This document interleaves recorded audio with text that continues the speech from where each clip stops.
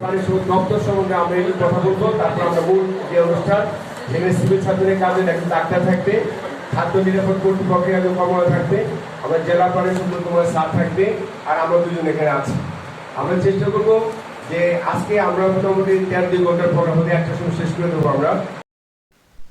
নিরাপদ প্রাণীজ আমিষ ও দুধ উৎপাদনে অ্যান্টিবায়োটিক রেজিস্ট্যান্ট বিষয়ক সহযোগিতায় জেলা প্রাণী সম্পদ অধিদপ্তর মাগুরা আয়োজনে বাংলাদেশ নিরাপদ খাদ্য কর্তৃপক্ষ জেলা কার্যালয় মাগুরা। সেমিনারের মূল উপপাদ্য: গবাদি পশু অসুস্থ হলে আমরা অ্যান্টিবায়োটিক ব্যবহার করি, তার নির্দিষ্ট ডোজ মেনে দিতে হবে। শুধু গবাদি পশু না, মানুষের ক্ষেত্রেও একই ডোজ মেনে দিতে হবে। যেমন ট্রেনিংয়ে বলা হয়, গরুকে অ্যান্টিবায়োটিক দিলে 14 দিনের আগে সে গরু বিক্রয় করা যাবে না। যদি কেউ ওই গরু গোশতের জন্য বিক্রয় করে থাকে, তাহলে ওই গোশত খেলে মানুষের শরীরে মারাত্মক ক্ষতি করে থাকে। তাই আমার ও আপনার মঙ্গল কামনার জন্য এই কাজ থেকে বিরত থাকব।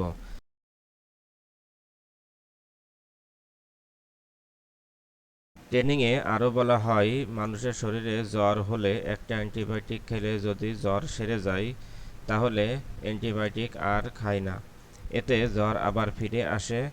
তাই অ্যান্টিবায়োটিকের ডোজ সম্পূর্ণ করতে হবে, না হলে অ্যান্টিবায়োটিক এড়িয়ে চলতে হবে। অ্যান্টিবায়োটিকের অতিরিক্ত ডোজ একটা সময় মানুষের শরীরে ওষুধ কোনো কাজ করবে না।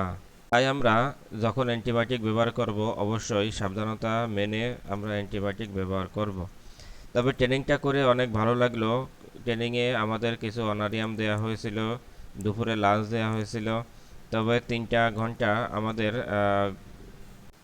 ঘন্টা আমরা ট্রেনিং করেছিলাম, অনেক ভালো লাগছিল।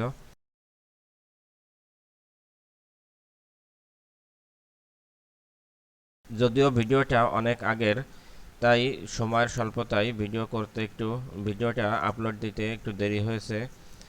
আর যদিও ট্রেনিংটা অ্যান্টিবায়োটিক বিষয়ক, তবুও লাস্টে আমরা গবাদি পশু সম্পর্কে অনেক তথ্য নিতে পেরেছি।